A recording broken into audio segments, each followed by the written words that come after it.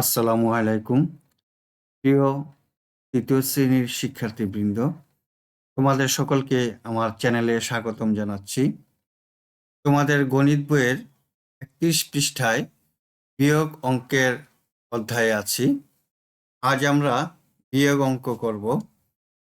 বন্ধুরা, আমাদের আগে জানা উচিত যে বিয়োগ কি। বিয়োগ হলো কোনো কিছু থেকে বাদ দেওয়া বা কমে যাওয়া। ধরো তোমার কাছে এই ২টি কলম আছে। ২টি কলমের থেকে এই একটি কলম তুমি তোমার বন্ধুকে দিয়ে দিলে, তাহলে তোমার কাছে আর কয়টি কলম আছে? তোমার কাছে আছে আর একটি কলম আছে।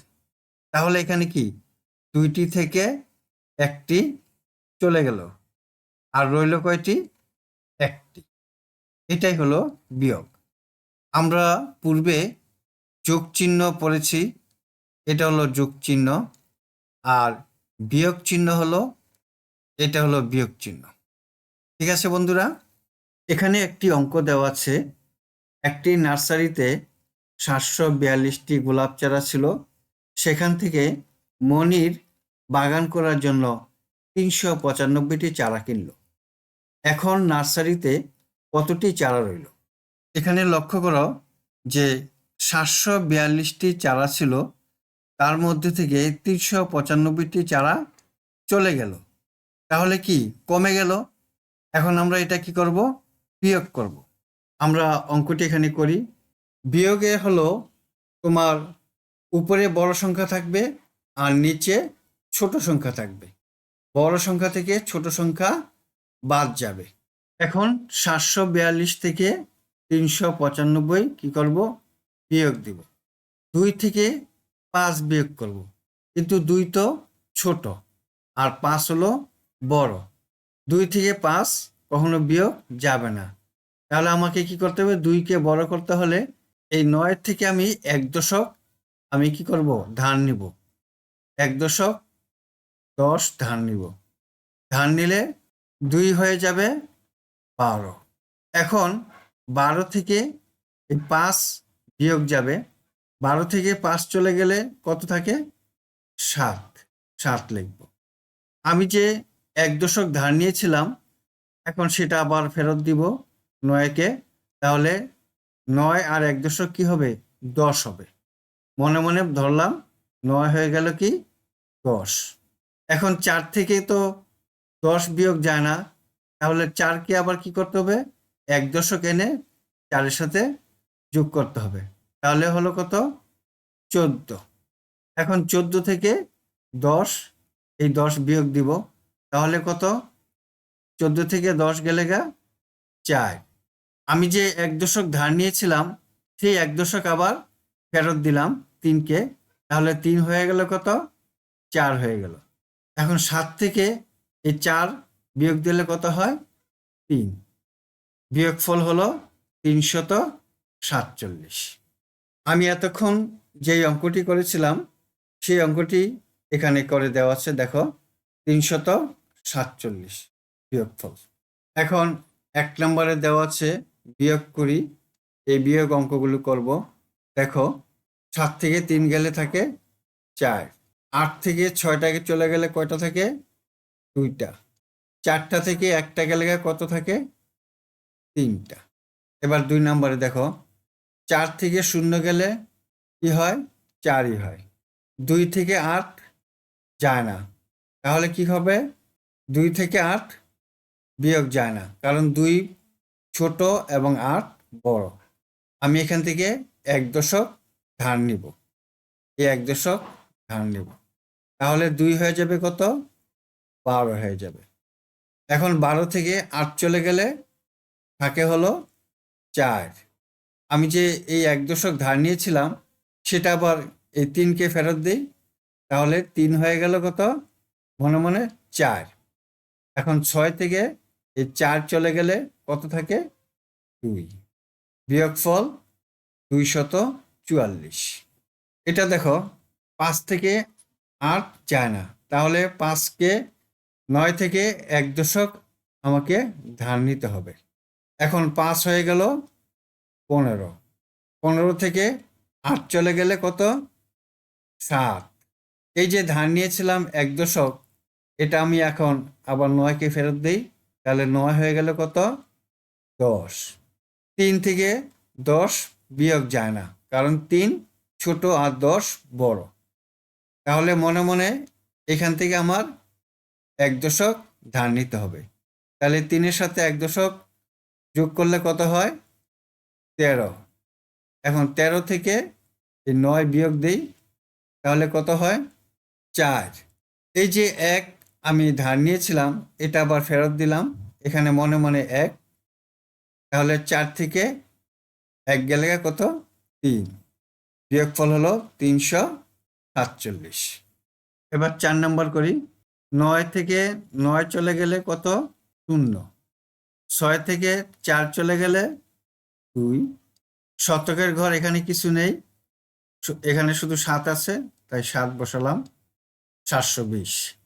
এখন এখানে 1 থেকে 6 যায় না, তাহলে এখানে 1 দশক যোগ করতে হবে, 1কে করতে হবে 11। 11 থেকে 6 গেলে থাকে 5। 1 ফেরত দিয়ে দিব আবার এই 1কে, তাহলে 1 কত হবে? 2 হয়ে যাবে। 4 থেকে 2 চলে গেলে থাকে হলো 2। 5 থেকে 2 চলে গেলে 3। 325। এখন 6 নাম্বার করি। 2 থেকে 9 যায় না, তাহলে 2কে 12 করতে হবে। 12 থেকে 9 গেলে কত হবে? 3। এখন 1 এখানে ফেরত নিয়ে আসতে হবে, তাহলে 4 থেকে 1 গেলে 3। 7 থেকে 2 গেলে 5। 533। এবার 7 নম্বর। 2 থেকে 2 চলে গেলে 0। 5 থেকে 7 যায় না, তাহলে 5কে আমরা 15 বানাতে হবে। 15 থেকে 7 চলে গেলে 8। এখন হাতের 1, 2 থেকে এই 1 চলে গেলে কত থাকে? 1। 180। এবার 8 নম্বর। 1কে 11 বানাতে হবে। 11 থেকে 6 গেলে 5। হাতের 1, 4-একে 5। 3কে 13 বানাতে হবে। 13 থেকে 5 গেলে 8। হাতের 1, 1-একে 2। 3 থেকে 2 গেলে থাকে হলো 2। 285। এবার 9, 0কে 10 ধরতে হবে। 10 থেকে 7 গেলে থাকে হলো 3। হাতের 1, 8-একে 9। 5কে 15 ধরতে হবে। 15 থেকে 9 গেলে থাকে হলো 6। হাতে 1, 7-একে 8। 8-এ 0, তো 63। এখন 10-এ 3কে 13 বানাতে হবে। 13 থেকে 9 গেলে থাকে হলো 4। হাতের 1, 7-একে 8। 10 থেকে 8 গেলে থাকে হলো 2। হাতের 1, 1-একে 2। 4 থেকে 2 গেলে থাকে হলো 224। এবার 11 নম্বর অঙ্ক। 0কে 10 ধরতে হবে, তাহলে 10 থেকে 6 গেলে থাকে হলো 4। হাতে আছে 1, 6-একে 7। আবার 0কে 10। 10 থেকে 7 গেলে থাকে হলো 3। হাতের 1, মনে মনে এখানে 1 থাকবে। 5 থেকে 1 চলে গেলে থাকে হলো 4। বিয়োগফল 434। এবার দেখো, এখানে একটি অঙ্ক দেওয়া আছে, খালি ঘরে বিয়োগফল বসাতে হবে। 4 থেকে 2 গেলে 2। 6 থেকে 1 গেলে 5। 7 থেকে 4 গেলে 3। 8 থেকে 3 গেলে 5। কত হলো? 5352। আমরা এখানে লিখি। এবার দেখো, উপরে যেই সংখ্যাটি থাকে, অর্থাৎ যেই সংখ্যা থেকে বিয়োগ করা থাকবে তাকে বলে বিয়োজন। এই যে এখানে লেখা আছে, যে সংখ্যাটি থেকে বিয়োগ করা হয় তা বিয়োজন। আর নিচের যে সংখ্যাটি বিয়োগ করা হয় তাকে বলা হয় বিয়োজ্য। এখানে লিখেছে এবং যে সংখ্যাটি বিয়োগ করা হয় তা বিয়োজ্য। এটা হলো বিয়োজ্য। এখন এই দুইটি সংখ্যা বিয়োগ করার পরে যেই ফলটা হয় সেটাকে বলা হয় কি? বিয়োগফল। বন্ধুরা, এই বিষয়টি আমরা অবশ্যই ভালোভাবে মনে রাখব। এখন দেখো 2 নম্বরে একটি অঙ্ক দেওয়া আছে। রেজার কাছে 5,348 টাকা আছে, হিয়ার কাছে 3,685 টাকা আছে। হিয়ার থেকে রেজার কত টাকা বেশি আছে? গাণিতিক বাক্য আমরা এই ঘরে উত্তরটি লিখব। এখানে রেজার টাকা বেশি এবং হিয়ার টাকা কম, তাই রেজার টাকা উপরে লেখা হয়েছে এবং হিয়ার টাকাটা নিচে লেখা হয়েছে। আমরা এখন বিয়োগ করি।